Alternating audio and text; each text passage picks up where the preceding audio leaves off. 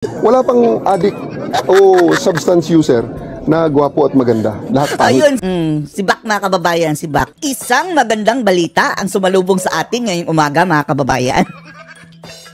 Ang ating pambansang katatawanan na si PNP Chief General Nicolas Torre, the winner in shadow boxing mga kababayan, ay tinanggal na sa pwesto. Tinanggal na ni BBM mga kababayan sa pwesto. Siya na marahil mga kababayan ang kauna-unahang PNP Chief na nasibak sa pwesto mga kababayan. Di ba ang mga nagdaang PNP Chief nag-retire? Ito mga kababayan, si Bak talaga. Oh, hindi siya nag-resign ha. Sinibak mga kababayan. Magandang balita iyan mga kababayan. Masayang-masaya tayo. Masayang-masaya tayo na at least natanggal na ito mga kababayan sa PNP. Dahil kawawa ang PNP mga kababayan eh. Low ang moral ng PNP mga kababayan dahil dyan kay Torre. Oh, mag-survey kayo sa mga kapulisan, pati sila mga kababayan na susuklam dito sa taong ito na naging PNP chief nila dahil sa ginawa nito kay PRRD. Kaya kahit sabihin nila mga kababayan, baka pakadalang yan. Baka ilagay daw mga kababayan sa mas mataas na pwesto. Oh, uling gabinete ni BBM, go ahead. Wala kaming pake. Ang importante mga kababayan, bumalik ang tiwala ng tao dyan sa PNP. Isa ito sa kumakaladkad mga kababayan sa imahe ng PNP ngayon. Dahil dyan kay Torre. Bahala na siya mga kababayan, kunin siyang bodyguard ni BBM kung ano pa dyan. Cabinet Secretary, go ahead.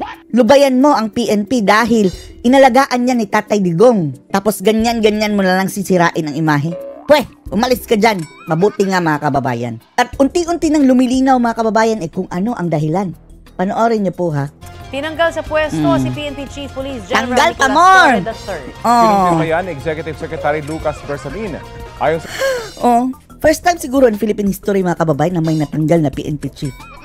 Dahil wala tayong dati mga kababayan nag-retire naman, di ba? Malacanang, effective Kawawa! immediately ang utos. Tapos na kasi mga kababayan. Lumaki kasi ang ulo ni Torre, no? Anong ginawa niya nung naupo siyang PNP Chief mga kababayan, di ba?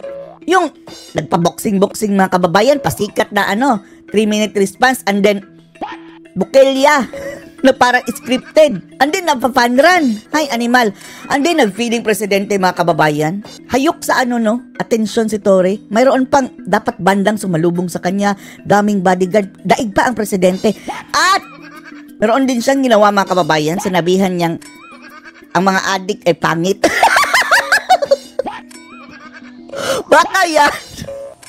Baka may nasaktan mga kababayan na silabihang ang adik ay pangit. Sa kautusan ni Bersamin ang dahilan ng pag-relieve kay Torre. Pero inatasan siyang... Eto, mamaya mga kababayan, nagpa-press con si John Vic. Panoorin natin. May tamang turnover sa mga dokumento at aktibidad ang ng saklap. PNP. Nitong May 29... Sibak talaga yan.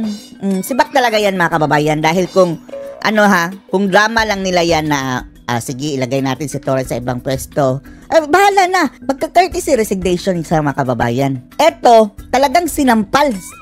Tinaydor si Torre dito mga kababayan. Talagang tinaydor. Dahil hindi yan lalabas ng ganitong relieve na sa kanyang pwesto. Hindi. Bibigyan nila ng mga kababayan, dangal. Eto, sampal talaga. Kung kukunin siyang bodyguard ni BBM, gabinete dyan, mas mabuti. Sama-sama kayo dyan. Basta lubayan mo ang PNP. Dahil ang PNP mga kababayan, crucial para sa sa ating bansa. Pinamumunuan ng, tawag ni, basta sa kanya, unggoy. Ma-appoint si Torre bilang ika-31 hepe ng PNP. Goodbye! Yan, nanungkulan siya bilang hepe ng criminal investigation.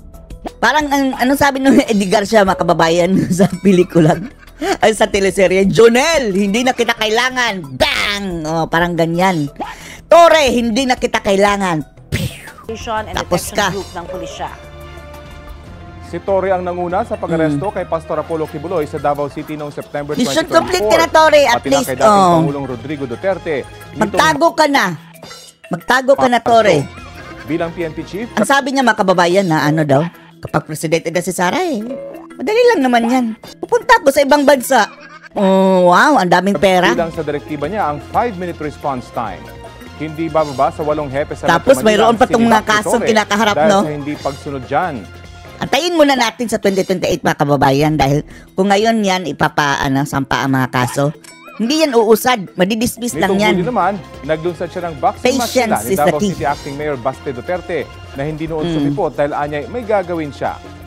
Sa pagpasok ng Agosto, nagkaroon ng balasahan sa PNP sa utos. Ito gawain pa ba yan ng PNP chief mga kababayan? Paboksing-boksing na ganyan. Walang kalaban na.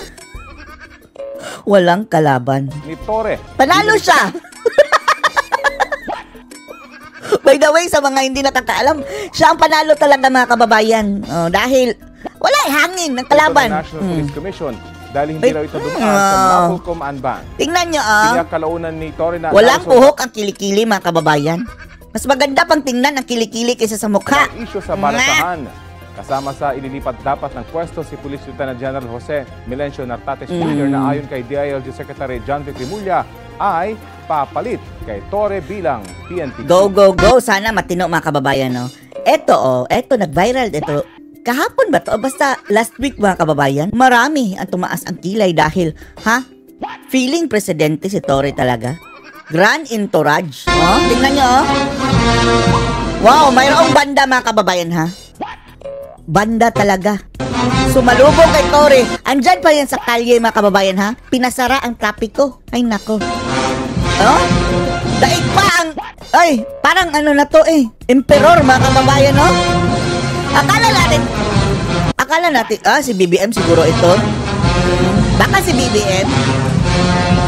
Ang bongga naman, may mga motor pa sa unahan. And then, mga patrol car. And then, alam nyo ang sasakyan ni Torre?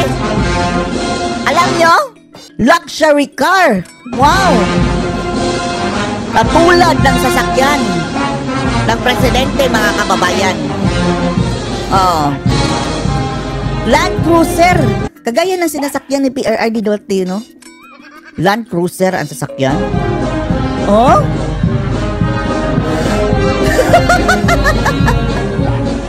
Akala natin, bababa na si BBM. Bababa na si BBM. Sino palang bababa? Sino siya? Ayun mga kababayan, yung tinawag na onggoy ni Baste. Nakasakay na ng Land Cruiser. Ayun, si Bak. Si Bak sa pwesto. Buti nga. Buti nga. Papansin talaga mga kababayan. Yan talaga gusto niya, no? Na center of the show siya. Anong struggle mo, Torre? Gusto mo mag-artista? Frustrated artista ka ba? Ayan. Kung mag-kembot ito si Torre, mga kababayan, tingnan nyo ang puwet, mga kababayan, Kung mag-kembot. At isa din sa espekulasyon ng iba, mga kababayan, na bakit natanggal ito? Dahil sinabihang pangit ang mga judik. Alam naman ang issue mga kababayan, kung ano ang klaseng tao dyan sa Malacanang. Ang sabi nila, baka may nasaktan. Ewan na natin kung sinong nasaktan. Ano nga sabi mo, Turimao? Bottom line lang dyan, wala pa akong nakitang adik na maganda at gwapo.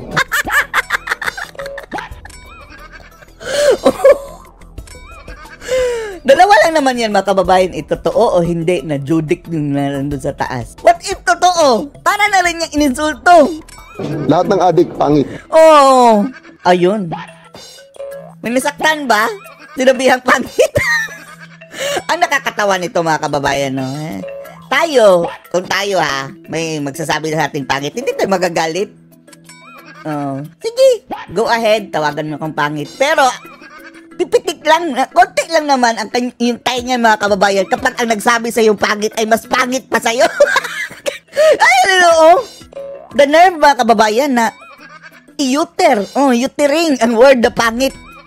Dito sa pinaka gwapo na PNP chief na nasibak mga kababayan. Diretsong usapan, real talk. Wala pang adik o substance user na gwapo at maganda. Lahat pangit. Ayun, si Bak mga kababayan, si Bak.